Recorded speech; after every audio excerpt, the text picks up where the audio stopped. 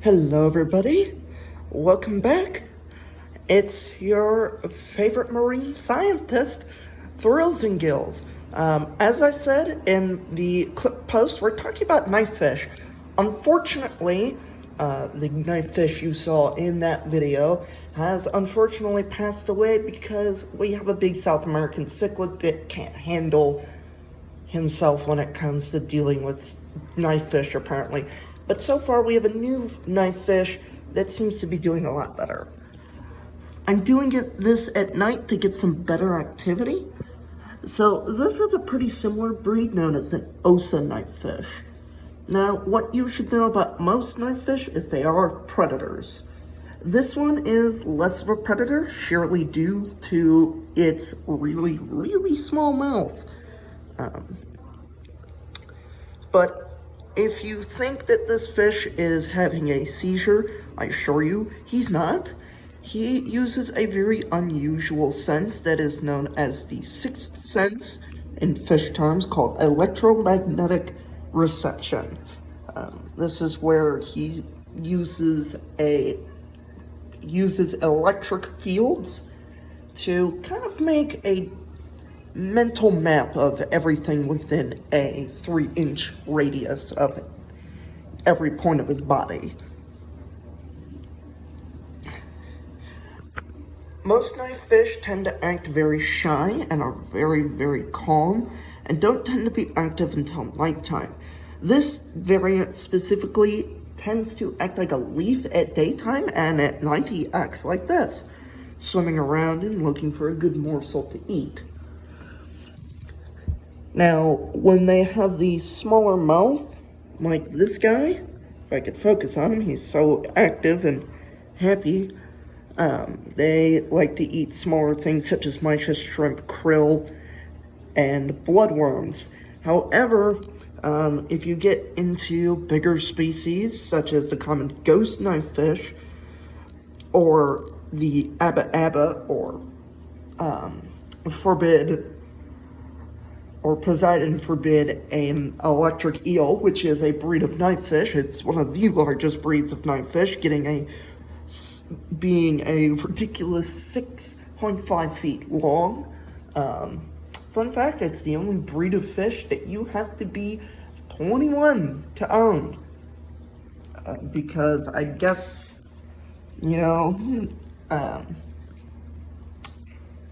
that counts as a weapon?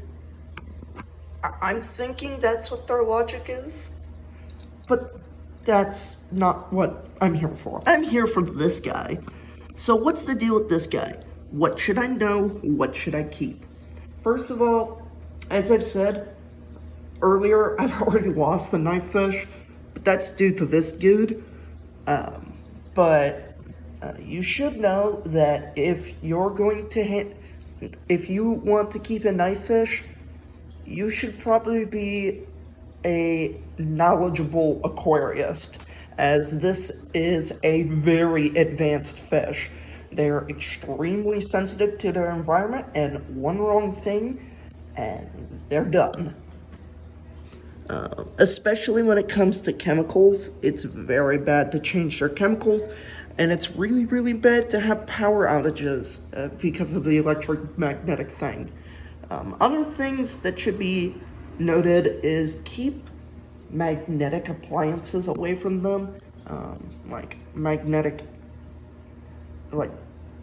just magnets in general. It tends to mess with their reception, kind of like an EMP, except it's an EMP for the brain, which is very bad. What should also be noted is they can't really fight back. They can really only swallow another fish, but that's only if they're really, really big or the fish is really, really small. Besides that, they're pretty defenseless. You could see as he has no spikes, no nothing, just a weird fish. Do I suggest these fish? I do. I think if you can manage keeping it alive, it's a very fun fish to have. They aren't aggressive towards one another. They're actually pretty good together. They tend to be very socially active with one another, and it's very easy for them to spot one another with their electromagnetic sense. Now, since they're built on this electromagnetic reception thing, their eyes are not very good at picking up anything besides light and dark. But as you can see, he's got a pretty easy time maneuvering. Probably even an easier time than what a loach or a catfish would have. Which, spoiler, that's what we're going over this week as well. We're going over freshwater South American catfish. Well, we're going over two types of South American, one South African.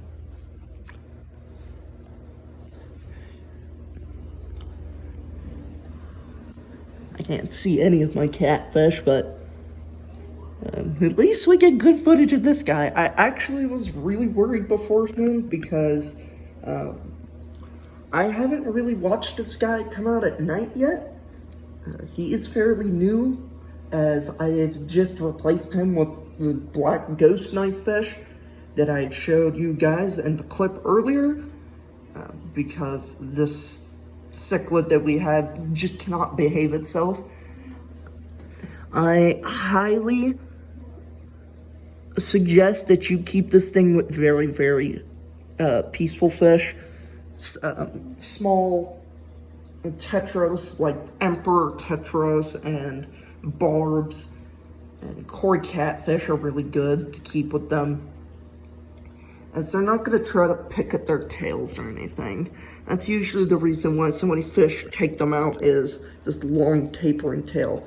As you can see, they don't have a tail fin, and that's normal because they act like eels. They use this whole bottom thing, which looks really cool when it's in action. It's almost like a little wave, as you can see. So how big can these guys get? Well, this guy will be can be 17 to 21 inches maximum. This ranges. This can be a lot smaller. Like the glass knives only get to I want to say 16 inches.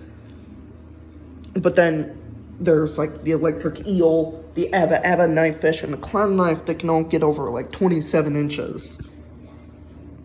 And then there's the clown knife, but that's not really a true knife fish. It's a bony tongue fish, but we still like to add it into that group since it's so closely related to knife fish. And the African reticulated is also a pretty big one, but they're bigger and more bulk type. Most of the time, they're very thin. Like this guy, it's almost like an eel or a blade of grass. They are ambush predators, so I don't suggest keeping tiny tetras like neons or embers, because if they get big enough, they will try swallowing them, and they are not worried about doing that. They will just slurp it up, and there is no hiding from a knife fish. It's way too difficult. I also forgot to mention something else in my last video, which is our video on labyrinth fish, which are bettas and gouramis, but there's one other group in there, and those are the bushfish. And I have two in here, but they seem to be very, very shy today, or tonight. But I might have to catch those in a separate video, because they do have some different qualities. But for now, that's all on the case of knife fish. If you're wondering what this guy's name is, his name is Benson. He is an Osa knife fish. They're not cheap. I'd rather go for a ghost knife that's usually like 15 bucks. These guys are usually in the $30 to $50 range. So yeah, that is my video on knife fish. Next time we'll be looking at catfish, and then after that we're going to be looking at the centenopoma, or the leopard bushfish. So until then, ta-ta!